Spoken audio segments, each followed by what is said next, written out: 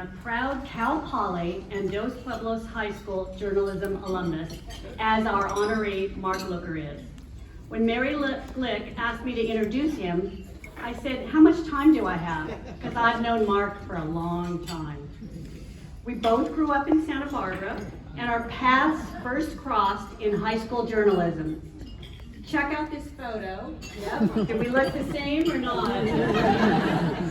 That's me, that's Mark. Just in case you didn't know. We were teenagers, and we were competing in our first high school journalism competition, taking place at, guess where? Cal Poly. It's a true story. So Mark and I have been through a lot together, first taking on the challenge of getting a weekly newspaper out in high school, and then again the Mustang Daily, working on the Mustang Daily and the Outpost magazine in college. Our paths have always intersected. When I was the high school editor, he was the sports editor. And when we were at Cal Poly, he wrote an award-winning investigative piece for my magazine that is still world-class today, even when I look at it, and I did look at it just recently. After college, Mark accomplished many things. As editor of a local newspaper, working for his local congressman, and later starting his own PR company, promoting almonds and getting involved in agriculture. What's a nice Santa Barbara guy doing about agriculture, I ask? That's a story you should ask Mark. But we always stayed in touch, right?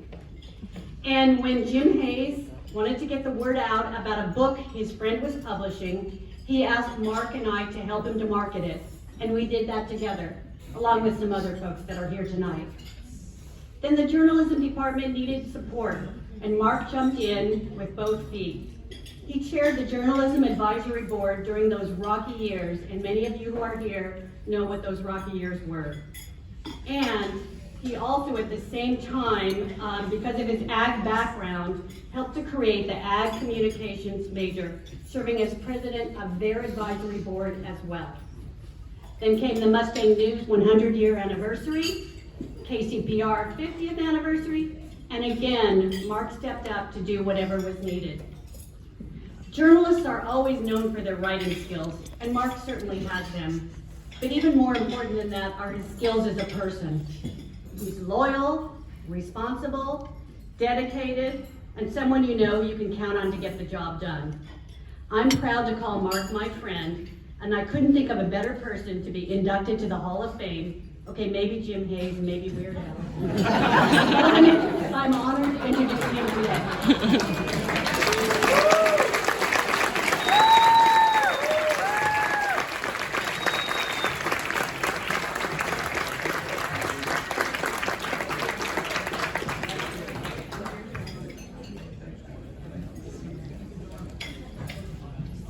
I was a little nervous about Ellen's introduction, but good job, Ellen. Thank you for that very nice. We do go back a few years, all the way to Dos Pueblos High School in Santa Barbara. I would say the year. I just want to share a few memories about Jim Hayes. When I was fired as sports editor of the Mustang Daily in my sophomore year, Jim sat me down and told me life would go on. And Jim was right. When I was a reporter at the San Ynez Valley News in 1978, Jim called and told me about the editor's job at the Hillmarn Times. He said to call Bill Mattis, the publisher and a Cal Poly grad, because it was a great opportunity to work in community journalism. Jim was right. And Bill is here tonight at a table sponsored by his organization, the California Poultry Federation, one of my former clients. Thank you, Bill.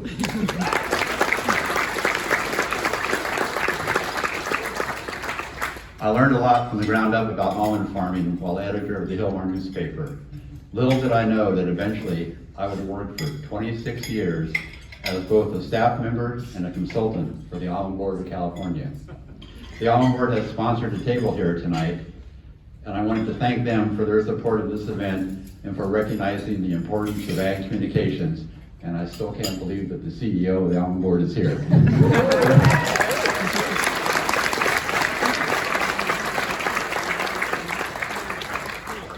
I'm an ag communicator because of Jim.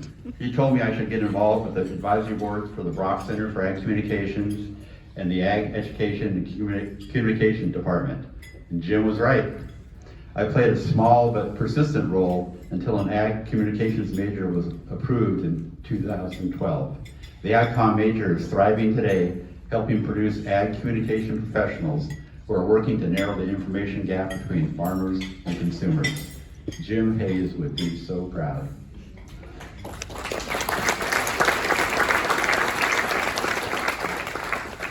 When I went to the dark side and joined the staff of Congressman Tony Coelho, Jim was very supportive of my move, knowing of my keen interest in politics. And Tony Coelho purchased a table tonight to provide tickets for students, telling me he was proud to support Cal Poly's journalism and ag communications departments.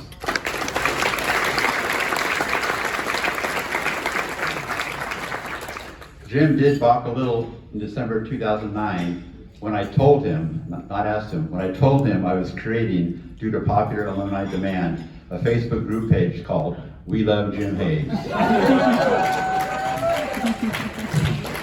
He was not happy with me. But I think he and all of us really enjoyed seeing the stories and photos that describe what Jim meant to so many journalists.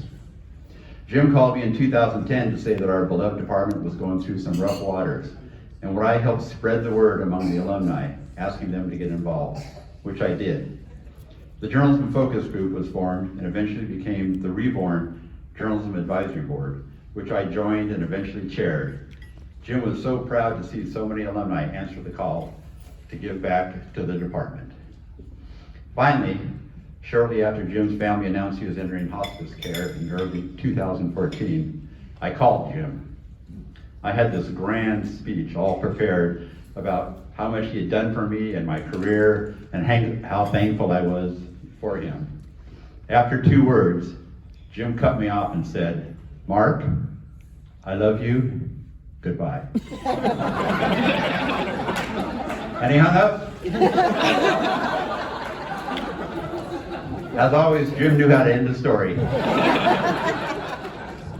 So I'd like to finish tonight by saying, Jim, I love you. It's an honor to be inducted into the Mustang Media Hall of Fame with you. Thank you so much.